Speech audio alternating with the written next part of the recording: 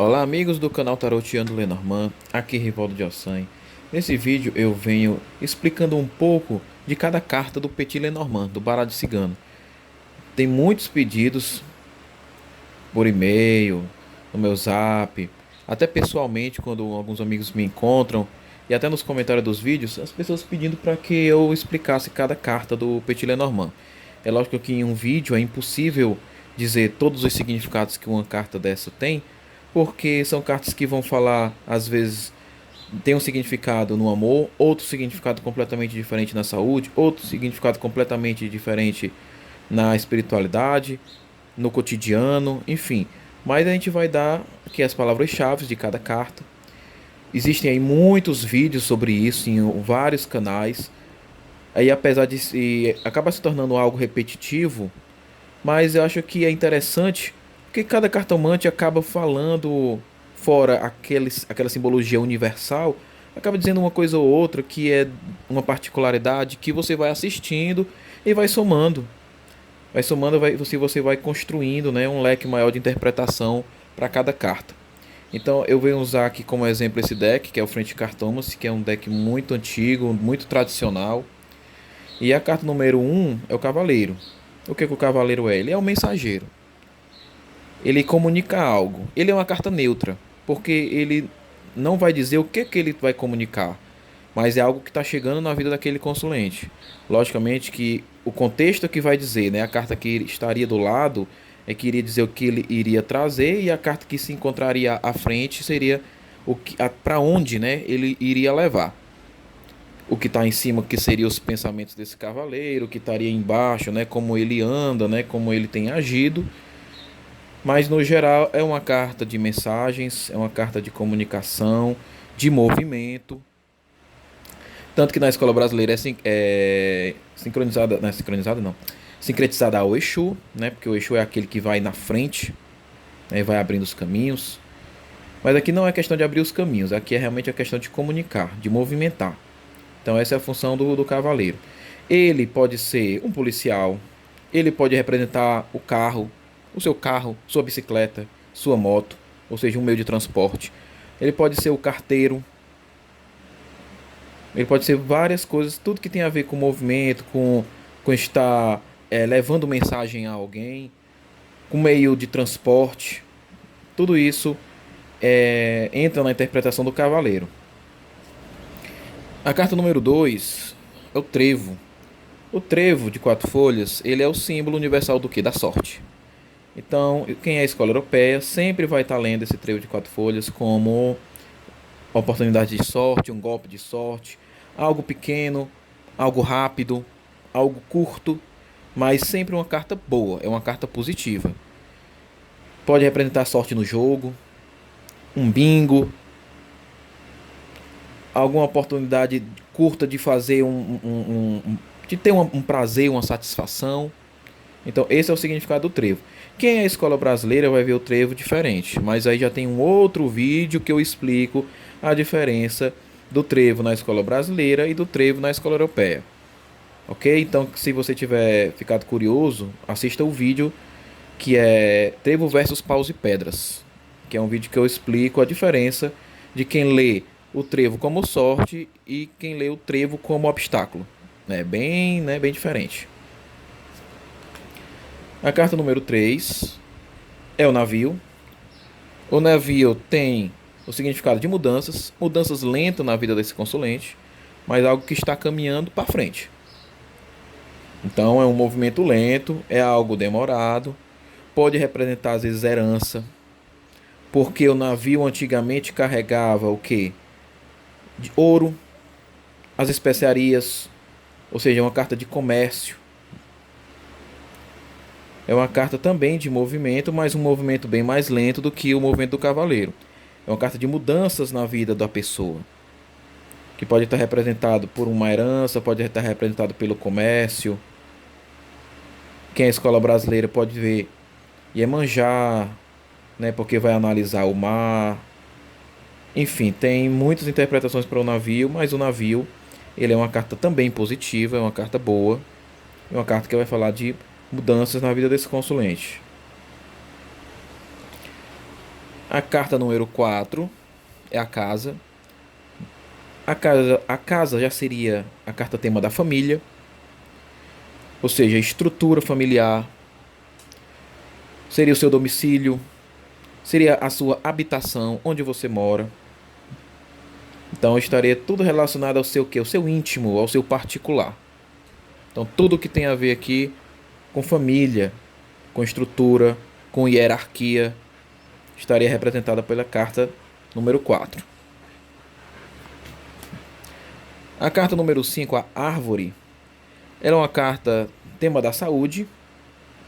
Então, se a pessoa quiser analisar numa mesa real como está a saúde da pessoa, ela vai procurar onde é que está a árvore, para dizer se seria uma saúde boa ou ruim. Mas ela também tem o sentido de crescimento, daquilo que você está plantando hoje para colher no futuro. Então, eu gosto muito de usar a palavra investimento para essa carta. Outras pessoas podem não usar, mas para mim cabe muito bem, que seria algo que eu estou plantando hoje para colher amanhã.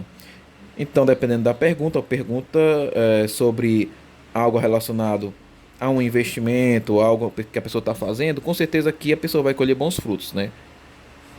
Que a árvore é sempre aquilo que já está enraizado, também pode estar falando de uma situação estagnada, porque a árvore cria raízes e a árvore ela não se move. Então, é uma situação que está imóvel, né? Uma situação que não anda, né? Dependendo do setor. Lembrando que uma carta dessa responde uma coisa para um determinado assunto e responde outra coisa para outro determinado assunto, ok? Se for com relação a um comércio, é algo que vai crescer, que vai gerar frutos, mas dependendo também do assunto, pode ser algo que já está estagnado e que não sai do canto.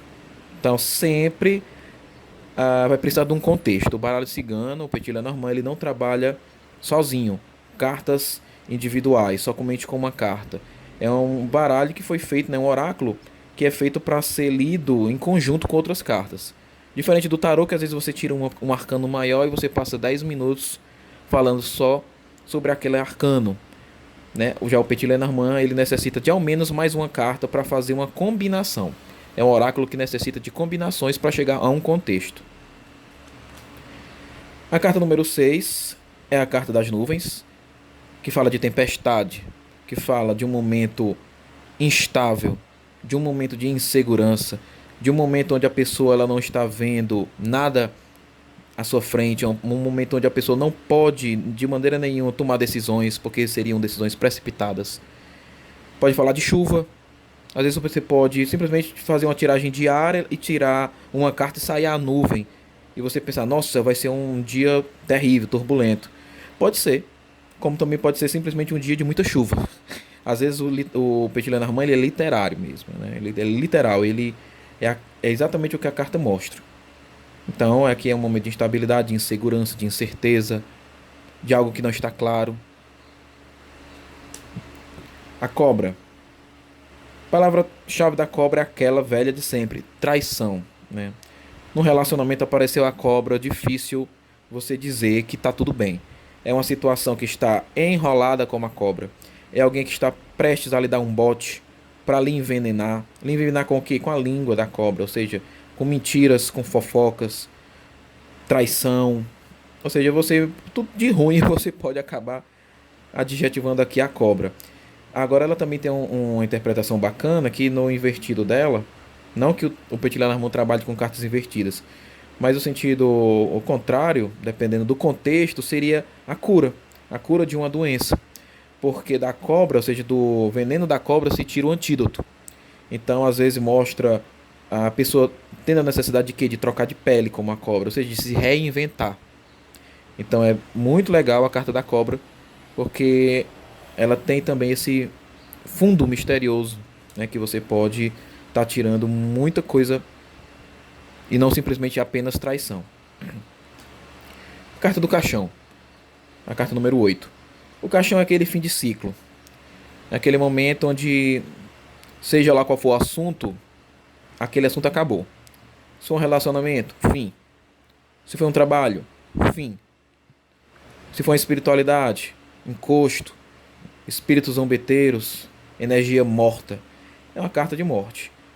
Só que esses baralhos europeus, Esse lado aqui, que é o lado coberto, geralmente é o lado daquilo que está se encerrando, que está acabando. E esse lado descoberto aqui seria o lado do reinício, o que estaria se reiniciando. Então é muito interessante, mas sempre é um fim para ter um início, ok? Carta número 9, as flores.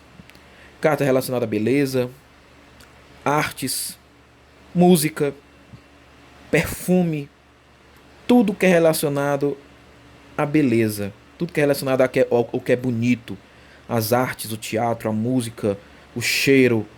Ou seja, independente do assunto que for falado, que for abordado, saiu as flores, aquilo está bom, aquilo está ótimo. É uma carta muito positiva no Petit Lenormand. Então, muito fácil de interpretar aqui as flores. A carta da foice, a carta número 10, é uma carta de quê? De rompimento, de ruptura, de um fim inesperado, de algo que acontece de repente, de uma surpresa desagradável. Essa é a interpretação clássica. Vai ter um outro vídeo onde eu explico profundamente a foice.